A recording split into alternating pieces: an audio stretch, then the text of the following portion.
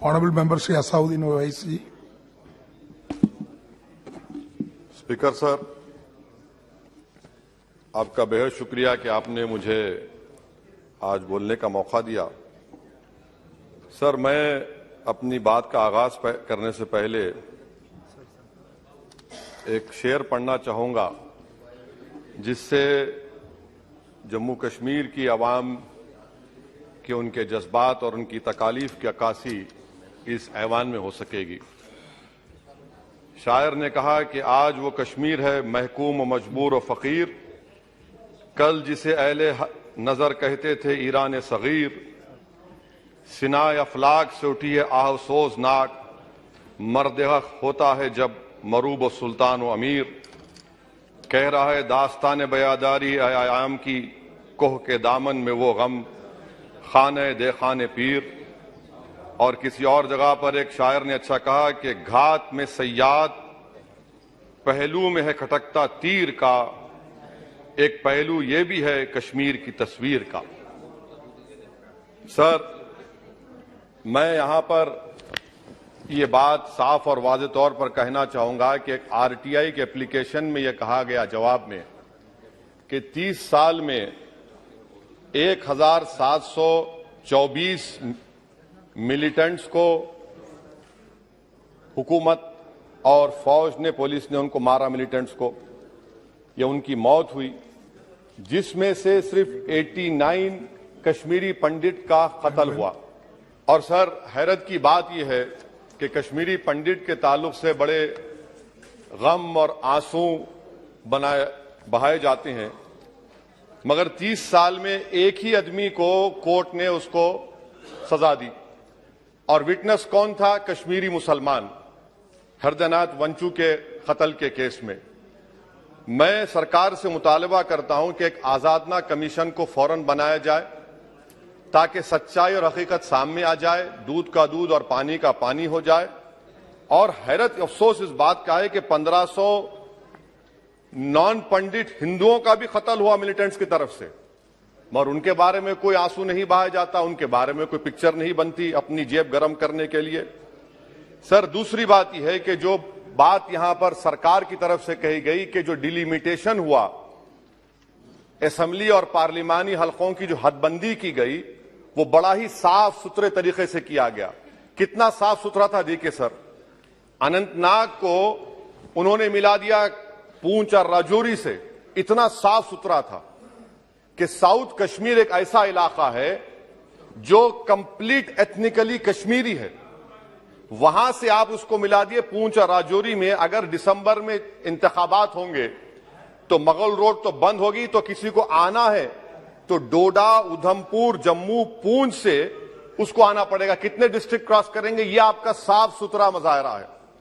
तीसरी बात यह है कि सर, मैं मोहतरमा फाइनेंस मिनिस्टर साहिबा जब जवाब देंगे, वो उस ऐवान के जरिए पूरे मुल्क को बता दें कि आपने दफा 370 को, आर्टिकल 370 को हटाने के बाद आपने कहा था कि हर मर्ज का इलाज हो जाएगा।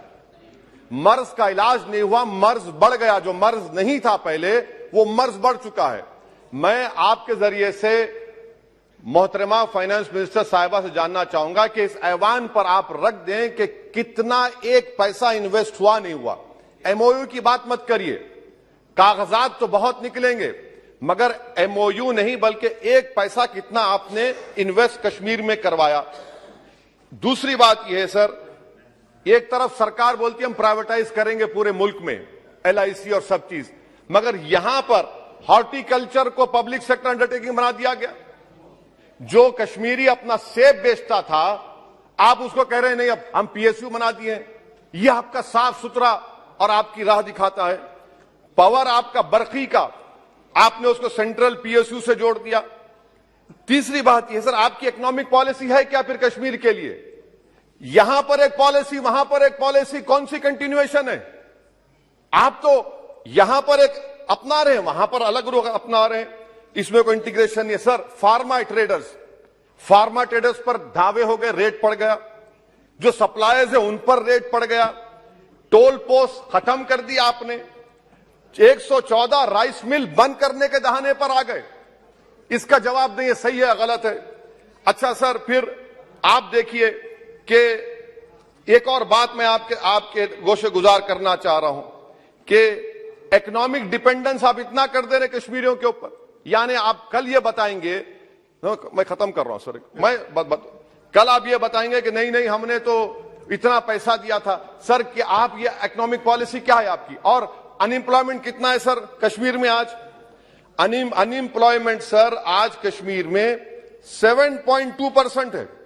ऑल इंडिया पूरे भारत में ज्यादा अनएम्प्लॉयमेंट है। तो 370 निकाल के आपने क्या किया सर? अनएम्प्लॉयमेंट वहां और बढ़ गया।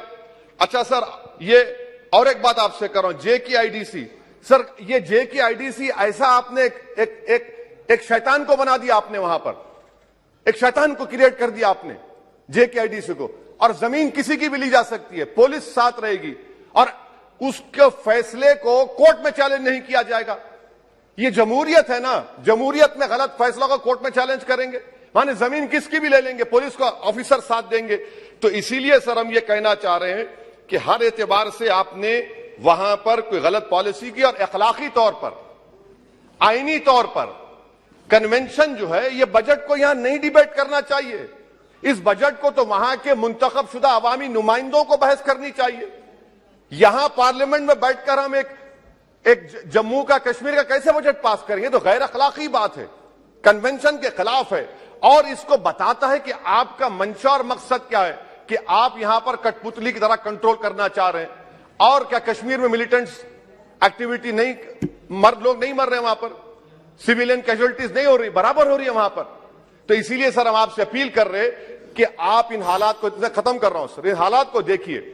और कश्मीर की जामा मस्जिद को क्यों नहीं खोलते सर? आप खोलिए ना जामा मस्जिद को, आने दीजिए। आपने जर्नलिस्ट फहाद शाह को पकड़ लिया, क्यों पकड़ा आपने? एक नहीं दो यूएपीए केसेस लगा दिए।